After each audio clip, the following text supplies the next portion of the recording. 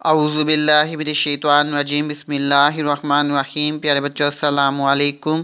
امید ہے کہ آپ سب خیریت سے ہوں گے۔ اللہ پاک مجھے اور آپ سب کو صحت تندرستی عطا فرمائے اور اپنے حفظ و ایمان میں رکھے، آمین۔ تو کلاس آج کے ہمارے سبق کا عنوان ہے چور کی دھاڑی میں تنکا، یعنی چور کی دھاڑی میں تنکا کا مطلب ہے چور یا مجرم اپنی افعال اور حرکت سے پہچانا جاتا ہے، یعنی کوئی بھی چور یا مجرم اپنے افعال یعنی حرکت سے پہچانا جاتا ہے۔ تو باب نمبر 17، سب سے پہلے بچوں نے اوپر تاریخ لکھنی ہے، تاریخ کے بعد پڑھائی عنوان لکھیں، دن کے بعد سبق کا عنوان چور کی دھاڑی میں تنکا، مطلب چور یا مجرم اپنے افعال اور حرکت سے پہچانا جاتا ہے، یعنی یہ پوری کہانی جو ہے وہ ایک برے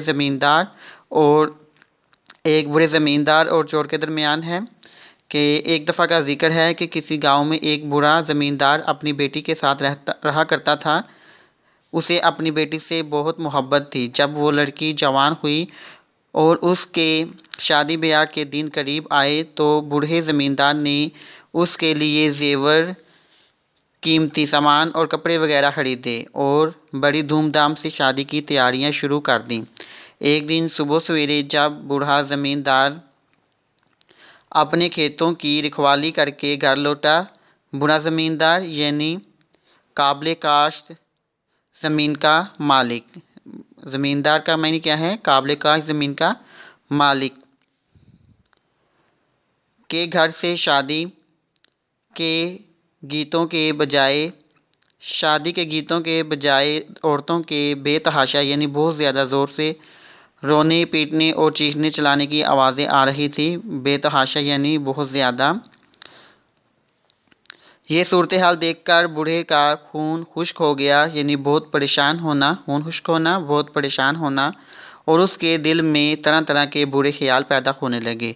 وہ غریب ہانپتا کانپتا یعنی گھبراتا ہوا گھر میں داخل ہوا تو معلوم ہوا کہ جہیز کا زیور، کپڑا اور قیمتی سامان سب چور لے گئے ہیں۔ چاروں طرف کھوجی یعنی کھوج لگانے والے دوڑائے گئے کہ کسی طرح چوروں کا پتہ لگائیں، لیکن کافی کوششوں کے بعد بھی کوئی سراغ نہ مل سکا۔ آخرکار بوڑھے زمیندار کے ایک دوست نے اسے مشورہ دیا کہ یہاں سے 3 میل کے فاصلے پر ایک گاؤں ہے۔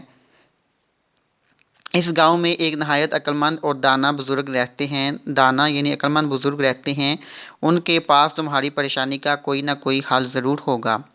دوست کا یہ مشورہ سن کر بوڑھا زمیندار فوراً اس گاؤں کی طرف چل پڑا اور گھنٹے 2 گھنٹے کے سفر کے بعد بزرگ کی خدمت میں اس کے بعد نیکسٹ پیج پہ بزرگ کی خدمت میں حاضر ہوا یا بزرگ کی خدمت میں جا پہنچا۔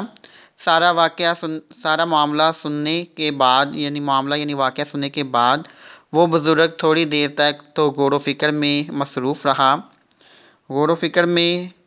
مصروف رہے۔ پھر انہوں نے بوڑھے زمیندار سے کہا، تم جہیز، روپے پیسے اور سامان وغیرہ کی طرف سے بے فکر ہو جاؤ اور شادی کے موقع پر شاندار دعوت دینے کا اعلان کر دو۔ میں خود بھی تمہاری دعوت میں شرکت کروں گا اور پھر اللہ کو منظور ہوا تو تمہارا سامان تمہیں ضرور واپس مل جائے گا۔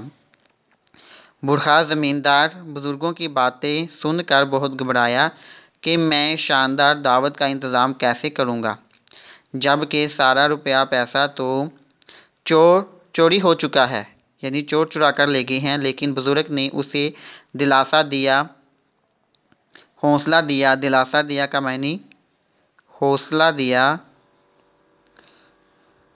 اور کہا، دیکھو بھائی، تم اس بات کی کوئی فکر مت کرو کہ اس دعوت کا انتظام کیسے ہوگا۔ اس دعوت پر جتنا روپیہ بھی خرچ کرنے کی ضرورت ہوگی وہ میں تمہیں دیتا ہوں۔ میری طرف سے یہ اشرفیوں سے بڑی ہوئی تھیلی کو تم بیٹی کی شادی کے لیے تحفہ سمجھ کر قبول کرو۔ اب تم بے فکر ہو کر اپنے گھر جاؤ اور اپنی بیٹی کی شادی کا بندوبست کرو یعنی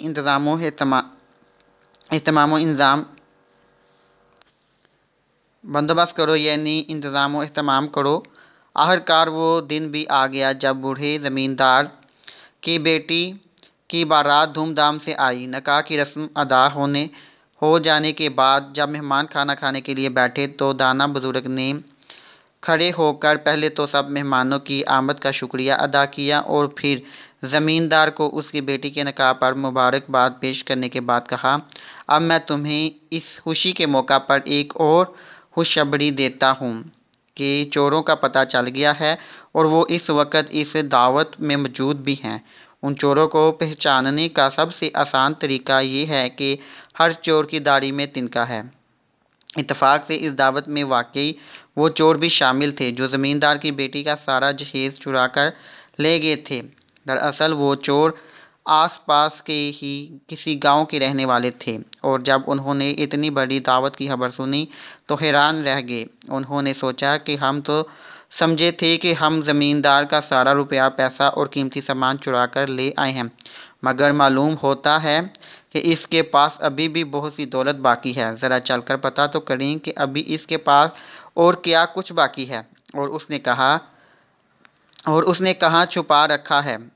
جب اس مہربان بزرگ نے لوگوں کو بتایا کہ چور کی داڑھی میں تنکا ہے تو اس وقت وہ چور ایک جگہ اکٹھے بیٹھے بڑھ چڑھ کر کھانے پر ہاتھ صاف کر رہے تھے کہ یعنی وہ اندھا دھند پیٹ بھر کر کھانا جو ہے وہ کھا رہے تھے۔ یہ بات سنتے ہی وہ گھبرا گئے۔ انہیں لگا کہ کہیں سچ مچ ان کی داڑھیوں میں تنکے تو نہیں اٹکے ہوئے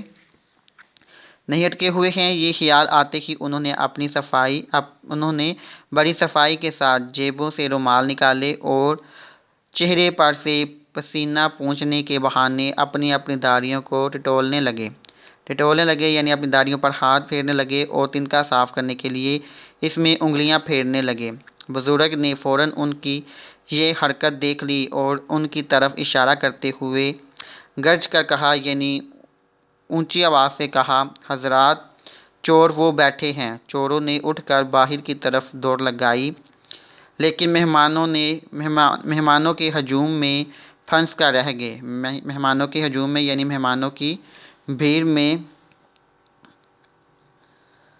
پھنس کر رہ گئے۔ یوں بزرگ کی عقل مندی سے وہ چور گرفتار ہو گئے اور ان کے قبضے سے چوری کیا گیا سارا سامان بھی برآمد کر لیا گیا، یعنی ڈھونڈ لیا گیا، حاصل کر لیا گیا۔ بچوں، اس واقعہ کے بعد یہ مثل مشہور ہو گئی۔ مثل کا معنی کیا ہے؟ مثال مشہور ہو گئی کہ چور کی داڑھی میں تنکا۔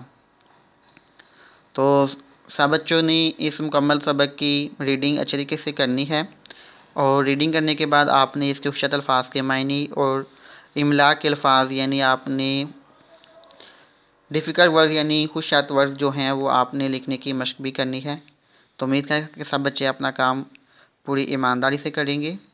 شکریہ۔